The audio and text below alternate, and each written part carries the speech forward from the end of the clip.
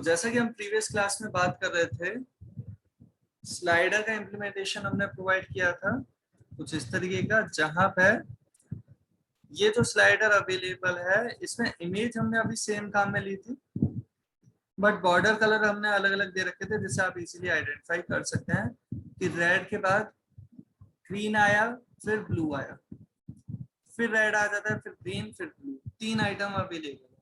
Blue से पहले क्या था? ग्रीन, और उससे पहले था रेड। इस तरीके से प्रीवियस वाला भी वर्क कर रहा है, नेक्स्ट वाला भी वर्क कर रहा है। सिमिलरली हम यहाँ पे थर्ड पे क्लिक करते हैं तो डायरेक्ट ब्लू, फर्स्ट पे क्लिक करते हैं तो रेड है, और सेकंड पे करते हैं तो ग्रीन। जिस ऑर्डर में आप इन पे क्लिक करना चाहें, जिस भी रैंडम ऑर्डर में, उसी करस्पॉन्डिंग आप देख सकते हैं कि वो स्लाइड चेंज हो रही है। अब यहाँ पे हम बात कर रहे हैं कुछ ऐसी कि अगर हम ये चीज बिना यूजर के कहीं पे भी कुछ क्लिक किए हुए परफॉर्म करवाना चाहते हैं, अगर तो कैसे कर रहे होते हैं? एक बार वापस हम टास्क जो बोल रहे हैं वो क्या करना चाहते हैं कि यूजर कहीं पे भी क्लिक ना करे, फिर भी थोड़ी देर बाद, थोड़े टाइम बाद ये उस चीज को रिपीट करने लग जाए, उस टास्क को ये परफॉर्म कर जाए। वो कैसे कर सकते हैं उसे हम देखते हैं। तो हमने ये जो अभी प्रोवाइड कर रखा था ये वैसा ही HTML कोड, एक बार देख लें वापस से। सेक्शन अवेलेबल है जिसके अंदर 3 डिव हमने प्रोवाइड कर रखे हैं स्लाइड्स के लिए, साथ के साथ सर एक आज के लिए नया पेज ले लो ना सर। है। ये करवा लो तो मतलब कॉन्सेप्ट क्लियर है। अब इसमें आप जुड़ोगे थोड़ा बड़ा हो जाएगा। नया पेज ले लो ना सर।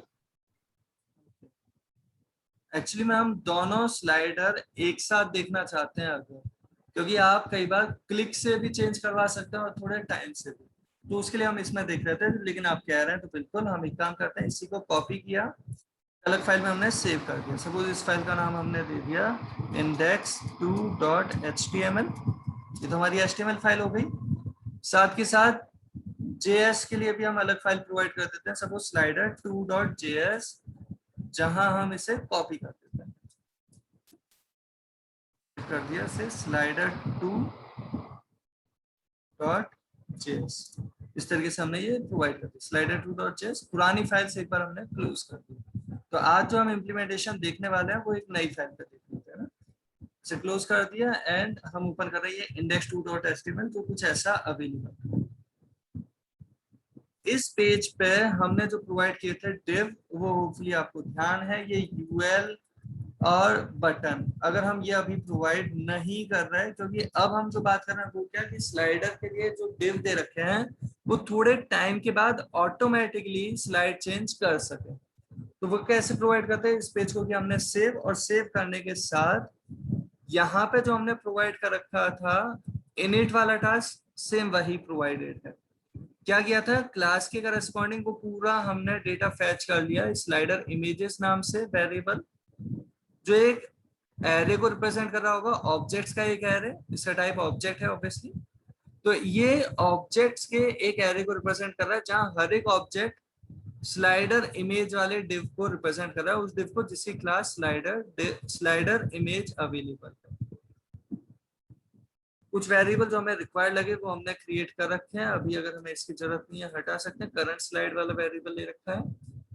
इनिट फंक्शन हमने प्रोवाइड किया कब? बॉडी के ऑन लोड पे हमने प्रोवाइड कर दिया इनिट की करंट स्लाइड स्टार्टिंग में क्या हो, 0 और वो वाली स्लाइड विजिबल करनी है, बाकी सबको हाइड कर देना। और शो स्लाइड में हमने क्या वर्किंग प्रोवाइड कर रखे है वो देखें अगर, तो सारी स्लाइड्स हम हाइड कर रहे हैं इंडेक्स 0 से उसकी लेंथ के करस्पॉन्डिंग। लेंथ अगर 3 है तो लेस देन 3 तक, मतलब 0, 1 और 2 के लिए क्या कर रहे हैं? डिस्प्ले नन कर रहे हैं उन्हें। स्लाइडर इमेज के इंडेक्स आई के लिए स्टाइल क्या दे रहे हैं? Display none. जबकि जो टी पैरामीटर के पास वैल्यू है, जैसे इनिट फंक्शन से वो वैल्यू है 0, करंट स्लाइड वाली वैल्यू आई 0, तो 0 वाले को हमने डिस्प्ले ब्लॉक कर रखा है। जो भी इसके पास इंडेक्स वैल्यू आएगी उस इंडेक्स वाले डिव को, उस स्लाइडर इमेज वाले डिव को विजिबल करा दिया जाएगा। साथ ही साथ हमने जो बात की थी इसमें से प्रीवियस स्लाइड वाली चीज को हम हटा रहे हैं। हमें जो रिक्वायरमेंट है इस बार वो केवल नेक्स्ट स्लाइड वाली चीज की रिक्वायरमेंट है। नेक्स्ट स्लाइड का मतलब क्या? एक ऐसा फंक्शन जहां पे करंट स्लाइड अभी जो भी थी उस पर प्लस प्लस करना है, इंक्रीमेंट करना है, और इंक्रीमेंट करने के बाद क्या करना है? करंट स्लाइड चेक करनी है कि अगर वो लेंथ के इक्वल हो गई तब तो 0, क्योंकि क्या होना चाहिए, अगर लेंथ 3 थी तो 0 1 2 फिर वापस 0 0 1 2 फिर वापस 0, मतलब 3 होते हुए उसे 0 कर देना। तो कुछ इस तरीके से ये प्रोवाइड कर दिया, इफ की एल्स और शो स्लाइड प्रोवाइड कर रखा है। तो यहाँ तक तो हमने दे ही रखा है, लेकिन ये अभी क्या वर्क कर रहा होगा, तो अभी केवल फर्स्ट स्लाइड विजिबल है, बाकी स्लाइड्स विजिबल नहीं है। क्योंकि इनिट फंक्शन से इतना तो कंट्रोल हो गया कि बाकी सबको हाइड कर दिया, एक बार सभी को हाइड किया था और फिर 0 वाली को विजिबल करवा दिया, डिस्प्ले ब्लॉक कर दिया। इनिट फंक्शन से कैसे, करंट स्लाइड 0 बता के शो स्लाइड वाले फंक्शन को कॉल किया, और शो स्लाइड वाला फंक्शन 0 वाले को विजिबल करवा रहा है, बाकी सबको हाइड करने के बाद। सबको हाइड किया, फिर उसके बाद 0 वाले को विजिबल करवा। अब हम जो बात कर रहे हैं वो नेक्स्ट स्लाइड के लिए क्या बात करना चाहते हैं, कि जैसे ये शो स्लाइड वाली फंक्शनैलिटी वर्क कर जाए, उसके थोड़ी देर बाद हम चाहते हैं नेक्स्ट स्लाइड वाला फंक्शन ऑटोमेटिकली कॉल हो जाए। अगर हम डायरेक्टली नेक्स्ट स्लाइड वाले फंक्शन को शो स्लाइड के बाद कॉल कर देते बाय चांस, इसका मतलब तो क्या, जैसे ये पहली वाली विजिबल होगी तुरंत दूसरी वाली को विजिबल कराने की कोशिश, बिना टाइम गैप के इस तरीके से ये प्रोवाइड अगर किया, तो हमें वो चेंजेस ही रिफ्लेक्ट नहीं हो रहे जो हम यहाँ पे परफॉर्म करना चाह रहे हैं। शो स्लाइड नेक्स्ट स्लाइड जब हमने किया तो 1 वाले को, फिर 2 वाले को, फिर 3 वाले को करना तो चाह रहा है, बट ये इतना फ्रीक्वेंटली चेंज हम करवा रहे हैं जो नॉर्मली नहीं करवाना चाहिए। इस केस में अगर हम एक बार कंसोल ओपन करके देखते हैं, तो यहाँ पे हमारे पास क्या हो रहा है, maximum call stack size exceeded का एक मैसेज आ गया। क्यों, क्योंकि रिकर्जन हमने जो प्रोवाइड किया ये अभी एक अजीब सा रिकर्जन है, सेम फंक्शन के अंदर उसे कॉल नहीं किया, बट हम नेक्स्ट स्लाइड वाले फंक्शन से कॉल करते हैं शो स्लाइड को, और शो स्लाइड से फिर कॉल कर देते हैं नेक्स्ट स्लाइड को। और ये रिकर्सिव मैनर में, मतलब एक लॉजिकल सेंस में रिकर्सिव मैनर में एक दूसरे को कॉल करने में लग रहे हैं, और ये इतने सारे कॉलिंग स्टेटमेंट अवेलेबल हुए कि ये मैक्सिमम साइज को एक्सीड कर गए, तो इसके लिए ये वर्क नहीं करना चाहेगा, क्योंकि तुरंत में ही एक साथ ये सब वर्क कर रहे हैं। हम यहाँ पे बात करते हैं, हमें ये एक साथ नहीं करवाना था, हमें थोड़ी देर के बाद करवाना था। होपफुली आपको ध्यान होगा, set time out, set time out हमने प्रोवाइड किया नेक्स्ट स्लाइड के साथ, और यहाँ पे वैल्यू अगर हमने दे दी सपोज 3 सेकेंड, तो 3 सेकेंड के बाद ये कॉल करेगा किसे, नेक्स्ट स्लाइड को। नेक्स्ट स्लाइड वाला हेल्प लेगा शो स्लाइड की, फिर 3 सेकंड के बाद फिर से नेक्स्ट स्लाइड को। होपफुली आपको ध्यान होगा, सेट टाइम आउट एक प्रीडिफाइंड फंक्शन, जिसका पहला पैरामीटर होता है वो फंक्शन जिसे आप इतने टाइम ड्यूरेशन के बाद कॉल करना चाहते हो, और ये जो टाइम ड्यूरेशन है ये मिली सेकेंड में प्रोवाइडेड है, 3000 मिली सेकेंड, मतलब 3 सेकेंड्स के बाद। इस फाइल को हमने सेव कर दिया, उस पेज को वापस रिफ्रेश कर रहे हैं, और इस बार 3 सेकेंड्स के बाद ऑटोमेटिकली ये कलर चेंज होकर ग्रीन हो गया, उसके 3 सेकेंड्स के बाद ब्लू हो गया, एंड उसके 3 सेकेंड्स के बाद वापस से रेड, एंड सो ऑन। ये चलता ही जाएगा, ये इनफाइनाइट मैनर में 3 सेकेंड्स के बाद इस तरीके से ये रिपीटेशन करता ही जा रहा है। होपफुली आपको विजिबल है वो कलर चेंज होना। यहाँ पे अगर हम इमेज अलग अलग प्रोवाइड कर देते तो बिल्कुल उसके करस्पॉन्डिंग आपको डिफरेंस भी देखने को मिल जाता है। एक काम कर, एक चीज हाँ, सर बोला, सर बोला? यहाँ तो इमेज है तो ऐसा लग रहा है कि मतलब बाहर से वो आ रही है, मतलब पीछे से वो इमेज आ रही है, लेकिन जब पेज बनाते हैं तो उसमें सर राइट से आती है इमेज, नहीं, सर वो वो कैसे आपकी होगा? चॉइस होती है, आप किस तरीके से करना चाहते, तो नो डाउट हम उस अच्छा तरीके से भी ट्राई कर सकते हैं। अभी एकदम सिंपल मैनर में हम बात कर रहे हैं, राइट से लेफ्ट से आने वाला बेटर रहेगा jQuery से करना, क्योंकि जावास्क्रिप्ट में वो लेंथी कोड हो जाएगा और कुछ फायदा नहीं होगा उसका। jQuery से बहुत इजीली कर सकते हैं ना, तो jQuery के साथ उस वाले स्लाइडर की हम बात कर लेंगे, राइट से या लेफ्ट से अगर आपको लिखना है तो। अभी केवल उसी की जगह दूसरी चीज अपीयर होने वाली अप्रोच है, और ये जो भी स्लाइडर आपके पास अवेलेबल है, इसके लिए अगर हम इमेजेस अलग अलग प्रोवाइड करते हैं तो आपको शायद बेटर आइडिया लग जाए। तो एक काम कर रहे हैं, हम ऐसी कुछ इमेजेस सर्च कर लेते हैं से,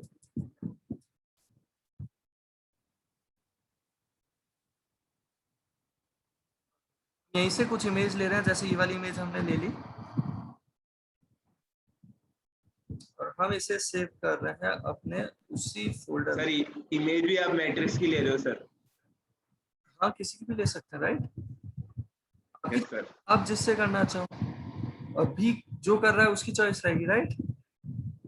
तो यहाँ पे हम जो इमेजेस प्रोवाइड कर रहे हैं, ये इमेज हमने प्रोवाइड कर दी, सपोज ये इमेज 1.png png इमेज है, राइट। नेक्स्ट जो हम प्रोवाइड कर रहे हैं, सपोज दिस वन, इसका नाम दे दिया इमेज 2.png, ये भी png इमेज है। एंड नेक्स्ट हमने ले ली सपोज दिस वन, इसे दे दिया हमने इमेज 3.png। इस तरीके से हमने ये प्रोवाइड कर दी, 3 इमेज ले ली अभी के लिए, और इन तीनों के साथ हम ये इम्प्लीमेंटेशन ट्राई करते हैं ना। तो हमने इमेज तो प्रोवाइड कर ही दिया, बस यहाँ पे नाम चेंज कर देते हैं, इमेज 1.png, यही नाम दिया था हमने, राइट। यहाँ पे इमेज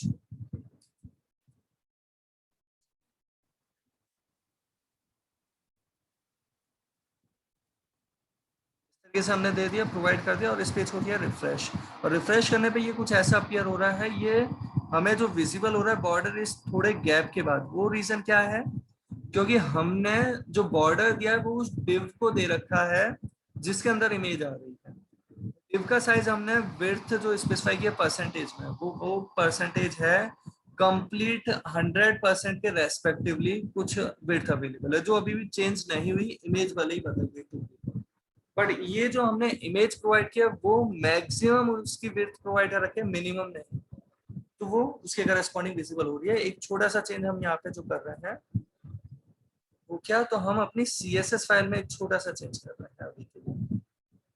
जैसे हमने ये प्रोवाइड कर दिया, स्लाइडर इमेज के कंटेंट को हमने कह दिया टेक्स्ट अलाइन सेंटर, सेव किया, रिफ्रेश किया, तो कुछ इस तरीके से हमारे पास ये इमेज अपीयर हुई। अभी के लिए बस एक माइनर सा चेंज हो गया ना, ये first image, second image, third image, इस तरीके से ये रोटेशन में इनफाइनाइट मैनर में चलता ही जाएगा 3 सेकंड्स के गैप के बाद। और वो हमने कैसे इंप्लीमेंट किया, एक बार वापस अगर ध्यान से देखें तो जो हमारा फंक्शन था नेक्स्ट स्लाइड वाला, उसे हमने शो स्लाइड के अंदर सेट टाइम आउट के साथ कॉल कर दिया। या फिर आप चाहते सेट टाइम आउट एक बार में एक कॉल करेगा 3 सेकंड्स के बाद, हमने वो रिकर्सिव मैनर को थोड़ा फायदे के लिए काम में ले लिया, और उसके करस्पॉन्डिंग ऐसा लग रहा है जो बार बार कॉल हो रहा है। जबकि यहाँ पे आप चाहें तो इनिट के अंदर अगर हमने ये चीज प्रोवाइड की होती सेट इंटरवल के साथ,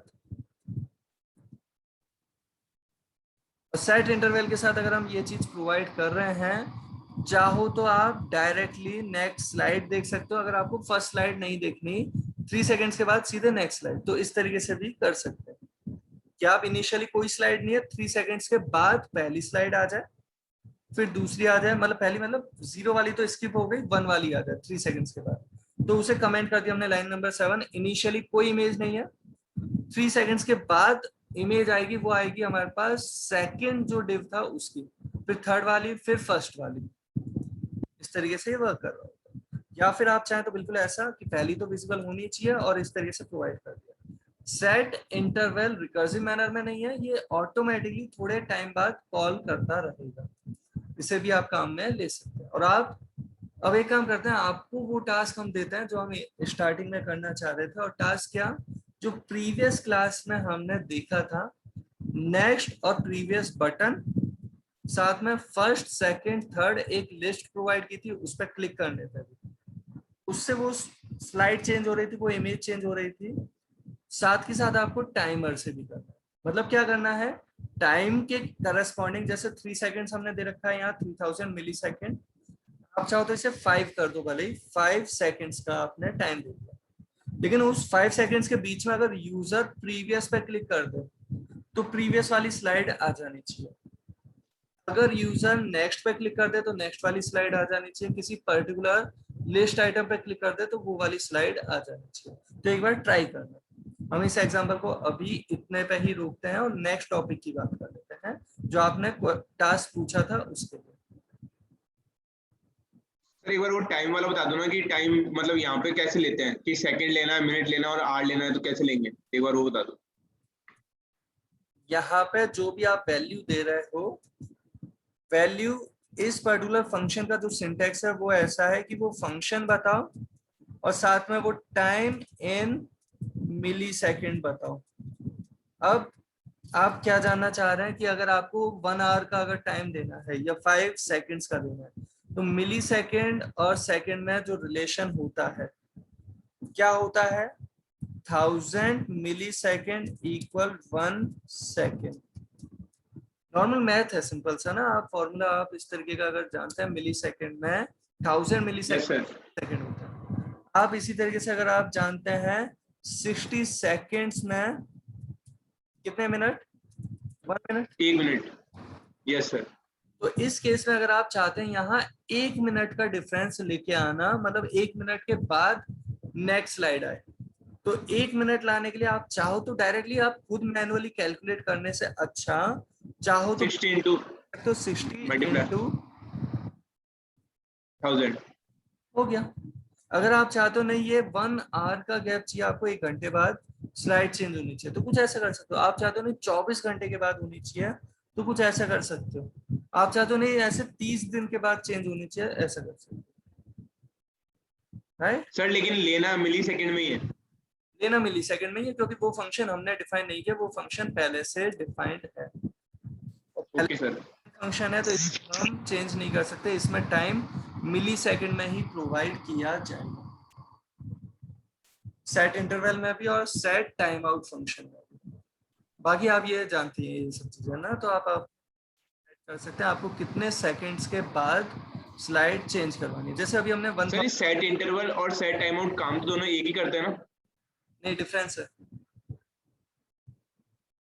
सेट टाइम आउट थोड़ी देर बाद, मतलब जो भी आपने टाइम दिया उतनी देर बाद बस एक बार कॉल करेगा, जबकि सेट इंटरवल उतनी देर बाद कॉल करता है, फिर उतनी देर बाद फिर से कॉल करता है, फिर उतनी देर बाद फिर से। इंटरवल का मतलब इतने गैप के बाद बार बार करना है वो काम, set interval function. Set time out मतलब इतने टाइम के बाद एक बार वो काम करना। बाकी हाँ, आप लॉजिकल को सेम टास्क के लिए काम में ले सकते हैं। तो होपफुली यहाँ तक की बात का आप सभी को कुछ आइडिया लगा होगा। अब ये जो हमने स्लाइडर का अभी इम्प्लीमेंटेशन किया है, भले ही किसी भी तरीके का स्लाइडर है, इतना अच्छा लग रहा है चाहे नहीं लग रहा, बट हाँ बेसिक आइडिया आपको एक दिया है स्लाइडर के इम्प्लीमेंटेशन के लिए। अदरवाइज आज के टाइम में एक्चुअली अच्छा स्लाइडर प्रोवाइड करने के लिए कोई भी जो एक्सपीरियंस डेवलपर है वो इनिशियल से कई बार स्लाइडर क्रिएट करता ही नहीं है। ऑनलाइन बहुत सी आपके पास फ्री लाइब्रेरीज अवेलेबल है स्लाइडर क्रिएशन, डायरेक्ट बनी हुई है, वो काम में ले लिए जाते हैं। जावास्क्रिप्ट पर बेस्ड लाइब्रेरी jQuery, और jQuery के डायरेक्ट प्लगइन अवेलेबल है, उनकी लाइब्रेरी की बनी हुई है स्लाइडर के इम्प्लीमेंटेशन के लिए, तो डायरेक्ट वो प्लगइन काम में ले लिए जाते हैं। बट हाँ, आप अगर इनिशियल से कर रहे हैं तो सबसे सिंपल मैनर में कुछ ऐसा आप देख सकते हैं। तो होपफुली यहाँ तक की बात का आप सभी को कुछ आइडिया लगा होगा। अब एक काम कर रहे हैं, हम एग्जांपल ये तो देख चुके हैं, ये प्रीवियस क्लास में भी बात की थी। अब जो हम एग्जांपल की बात कर रहे हैं वो क्लास का एग्जांपल ले रहे हैं जो आपने पूछा था, जो आपको डाउट था उससे रिलेट करता हुआ। तो हम यहाँ पे एक फाइल जो क्रिएट कर रहे हैं अभी,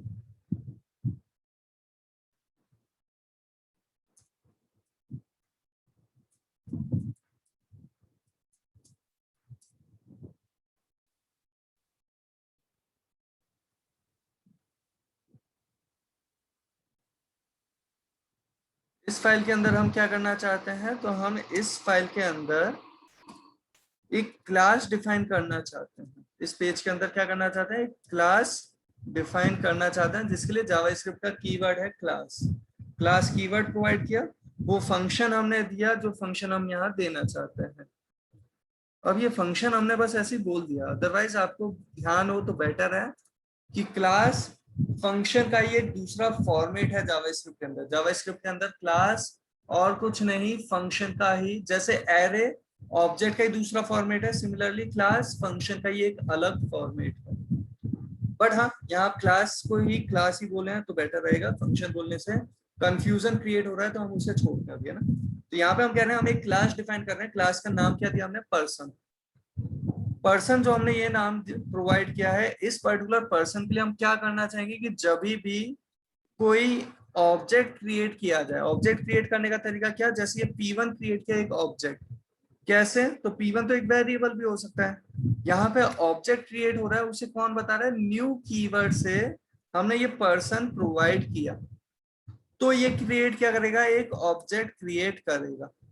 लेकिन हम चाहते हैं जब ये ऑब्जेक्ट क्रिएट करे उस वक्त P1 के अंदर कुछ मेंबर्स अवेलेबल हो जाए। तो हमने क्या किया, यहाँ पे कंस्ट्रक्टर प्रोवाइड किया। कंस्ट्रक्टर क्या काम करता है? ऑब्जेक्ट क्रिएट होते टाइम ऑटोमेटिकली कॉल होने वाला फंक्शन। जब ऑब्जेक्ट को यहाँ पे आप क्रिएट करवा रहे हैं, जैसे लाइन नंबर 15 पे P1 क्रिएट हुआ, उस वक्त ऑटोमेटिकली P1 के लिए कॉल होगा कौन सा फंक्शन? पर्सन क्लास का ही कंस्ट्रक्टर। न्यू के साथ जो भी आपने यहाँ पे नाम दिया, उस क्लास का ऑब्जेक्ट ये आप क्रिएट करना चाह रहे हैं, जैसे ये P1 पर्सन क्लास का ऑब्जेक्ट, और पर्सन क्लास का अगर ऑब्जेक्ट क्रिएट करें तो कंस्ट्रक्टर भी पर्सन क्लास का ही कॉल होगा। और पर्सन क्लास का ये कंस्ट्रक्टर हम क्या काम करना चाहते हैं? सपोज इसके अंदर हम नेम प्रोवाइड करना चाह रहे हैं, जैसे P1 के लिए नेम कौन सा? जो यहाँ पैरामीटर की तरह n अगर मिला होता तो यहाँ पे n हम असाइन कर देंगे वही वैल्यू यहाँ दिस के नेम में। दिस किसे रेफर कर रहा है? जिस ऑब्जेक्ट के लिए कंस्ट्रक्टर कॉल हो रहा है उसी ऑब्जेक्ट के लिए, मतलब P1 के लिए ही दिस यहाँ पे काम में आ रहा है। अभी यहाँ पे नेम अगर हमने भेजा, सपोज हमने पहले भी बात की इस चीज की, नो डाउट, विराट अगर भेजा तो विराट एक स्ट्रिंग जाएगी n वेरिएबल के पास जिसे हमने असाइन कर दिया नेम में। ये नेम किसका? ऑब्जेक्ट डॉट मेंबर वाली अप्रोच में P1 का नेम कंसीडर होगा। दिस रेफर कर रहा है P1 को। सिमिलरली अगर आप यहाँ पे और भी इसकी डिटेल भेजना चाहते हैं, जैसे दिस डॉट एज, और एज के अंदर आप क्या चाहते हैं क्या असाइन हो जाए, तो उसके लिए अगर आपने यहाँ पे ए कंसीडर किया जो एक्चुअली में एक पैरामीटर की तरह ही है फिर से, तो यहाँ एज यहाँ पे साथ में भेज रहे होते हैं, क्योंकि अगर साथ में नहीं भेजोगे तो ए की वैल्यू रह जाएगी अनडिफाइंड, इस एज के अंदर क्या पहुंचेगा? अनडिफाइंड। बट वैल्यू प्रोवाइड करना चाहते हैं तो यहाँ से दे सकते हैं। स्ट्रिंग देनी है, फंक्शन देना है, ऑब्जेक्ट देना है, नंबर देना है, बूलियन देना है, या कुछ और जो भी आप प्रोवाइड करना चाह रहे हैं वो आप यहाँ से दे सकते हैं, जिस भी टाइप की वैल्यू। जैसे यहाँ से हम नंबर दे रहे हैं सपोज 80, कुछ इस तरीके से हमने ये प्रोवाइड करना चाहा, 80 दे दिया। अब P1 का नेम और P1 की एज दोनों हम प्रोवाइड कर चुके हैं, हम बिल्कुल काम में ले सकते हैं इसके।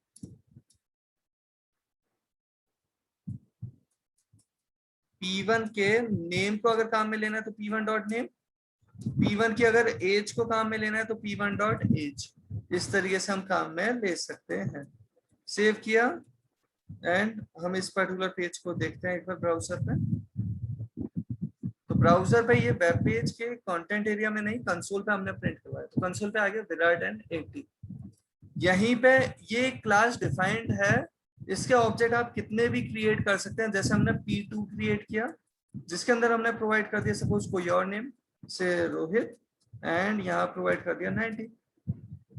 हम P1 का डेटा प्रिंट कर रहे हैं तो P1 का डेटा हमारे सामने आ रहा था। सिमिलरली अगर हम P2 का डेटा प्रिंट करना चाहते हैं, P2 का नेम, P2 की एज, सेव किया, रिफ्रेश किया, तो ये पहले P1 का डेटा प्रिंट हो रहा है, P1 का नेम, P1 की एज, फिर P2 का नेम, P2 की एज प्रिंट हो रही है। यही अगर हम बात करें, हमें एक और पैरामीटर जैसे देने का मन हुआ, इसका ईमेल भी हम प्रोवाइड करना चाहते हैं, और ईमेल जैसे एक पैरामीटर वैल्यू आई उसे हम असाइन करना चाहते हैं, तो के लिए वैल्यू यहीं से हम भेजते हैं। जैसे ये भेज दिया सपोज विराट 123@x। सिमिलरली यहाँ पे हमने प्रोवाइड कर दिया जैसे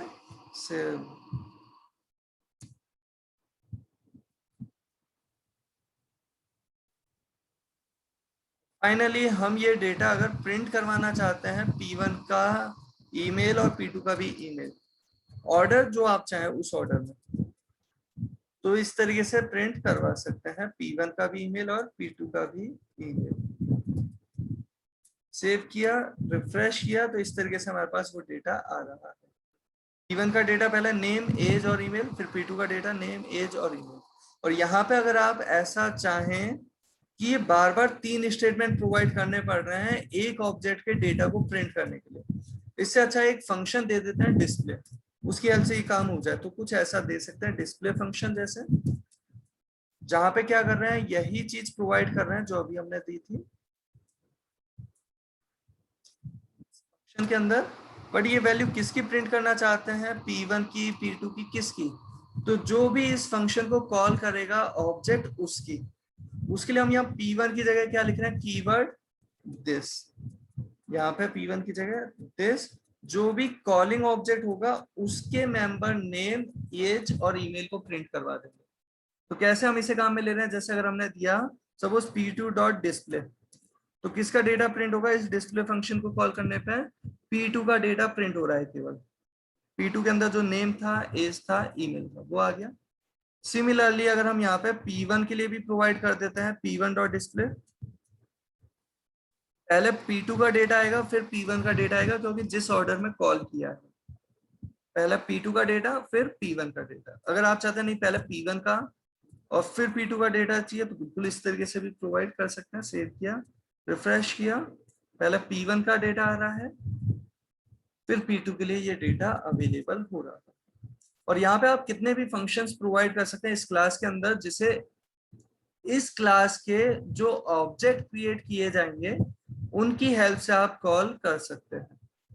जितने फंक्शन भी आप चाहें उतने आप प्रोवाइड कर सकते हैं बिना फंक्शन कीवर्ड के। अगर हम इसी चीज को फंक्शन कीवर्ड के साथ एक बार प्रोवाइड करके देखें, सेव किया, रिफ्रेश किया, तो यहाँ अनएक्सपेक्टेड आइडेंटिफायर आ रहा है, क्योंकि यहाँ पे फंक्शन कीवर्ड काम में नहीं ले सकते क्लास की डेफिनेशन के अंदर।